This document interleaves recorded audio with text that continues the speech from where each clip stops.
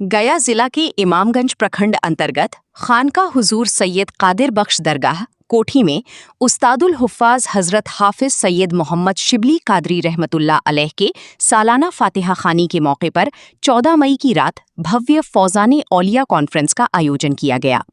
इस मौके पर हज़रत शिबली कादरी के दोनों शहजादों की दावत पर हज़ारों की संख्या में अक़ीदतमंदों और उलमाए किराम ने शिरकत की। कार्यक्रम में बाहर से आए कई प्रसिद्ध इस्लामी विद्वानों ने अपनी बयान से लोगों को दीन और शरीयत की राह पर चलने की नसीहत दी। सम्मेलन में विशेष रूप से शामिल हुए विश्व प्रसिद्ध सुन्नी सूफी इस्लामी विद्वान सैयद अमीनुल कादरी साहब ने कुरान और हदीस की रोशनी में समाज को संबोधित करते हुए कहा कि अगर इंसान को परेशानियां और मुश्किलें आ रही हैं तो उसे अपनी आमाल का जायजा लेना चाहिए। उन्होंने कहा कि मुसलमान दीन की राह से भटक गए हैं, जिसकी वजह से आज उन्हें जिल्लत का सामना करना पड़ रहा है। अगर मुसलमान बुराइयों को छोड़ दें और नेक रास्ता अपना लें तो उनकी तमाम आफतें खत्म हो सकती हैं। कॉन्फ्रेंस में काजी शहर गया हजरत मौलाना मुफ्ती मुजफ्फर हुसैन साहब, हजरत मौलाना सैयद फैज़ हसन सफवी साहब उन्नाव, हजरत मौलाना तबारक हुसैन रिजवी साहब, मौलाना अहमद अली गयावी साहब समेत कई उल्मा मौजूद रहे। वहीं शायरी इस्लाम जनाब शान अली गयावी, खुर्शीद रहबर पालमवी और नकीब हाफिज रियाजुल कमर गयावी ने अपनी अंदाज में महफिल को रूहानी रंग दिया।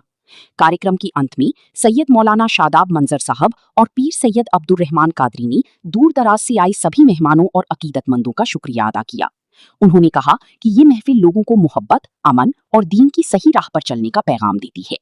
वहीं इस मौके पर मुखिया प्रतिनिधि छोटन खान बीकोपुर पंचायत की पूर्व सरपंच शौकतुल्ला खान, समाज सेवी मोलन उर्फ मुन्ना खान, डॉक्टर एसी शफात खान इमामगंज, बबन खान चांद इलेक्ट्रॉनिक्स इमामगंज, नियाज खान कोठी, वाहिद खान कोठी, साफू खान बाहा, सिराजुद्दीन खान समेत कई गणमान्य लोग पूरी रात शांतिपूर्ण माहौल बनाए रखने में सक्रिय रहे और जलसे को सफलतापूर्वक संपन्न कराया। जिब्रील सिदरा छोड़कर यहाँ आते हैं, यहाँ छोड़ के कौन जाएगा भाई? तो अब समझ में आई।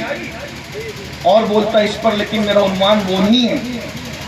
जैसे जन्नत का होना यकीनी है, वैसे हर सहाबी का जन्नती होना यकीनी। लोग कहते हैं हर सहाबी का मतलब क्या हुआ? मैंने कहा हर सहाबी का मतलब ये हुआ रदियल्लाहु अन्हुम व रदू अन्हु, अल्लाह उनसे राजी हो गया, वो अल्लाह से राजी हो गया।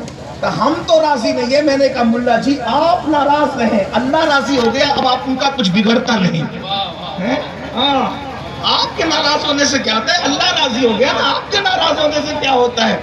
अल्लाह फरमा रहा है। और रही बात, जब हमने सहाबी की डेफिनेशन ये बयान की कि ईमान पर ही वो जाए, तो ईमान पर जाने वाला तो चोर भी जन्नत में जाएगा मेरे भाई। हदीस पाक है, जो जर्रा बराबर भी ईमान सलामत में ले गया वो जन्नत में जाएगा।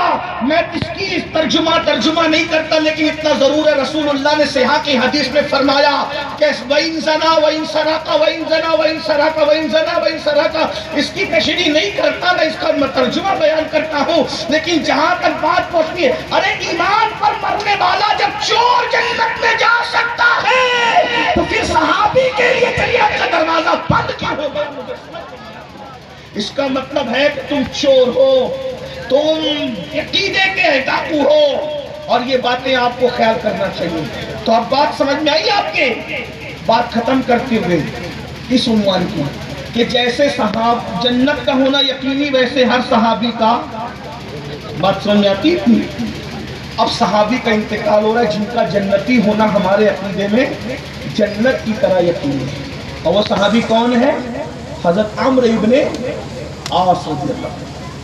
उन्होंने शिबली साहब के पीछे नमाज नहीं पढ़ी थी, जामा मस्जिद के पीछे इमाम के पीछे नमाज नहीं पढ़ी थी, उन्होंने सादी गजाली और राजी के पीछे नमाज नहीं पढ़ी थी, उन्होंने नमाज लाने वाले इमामुल अंबिया के पीछे नमाजें पढ़ी थी।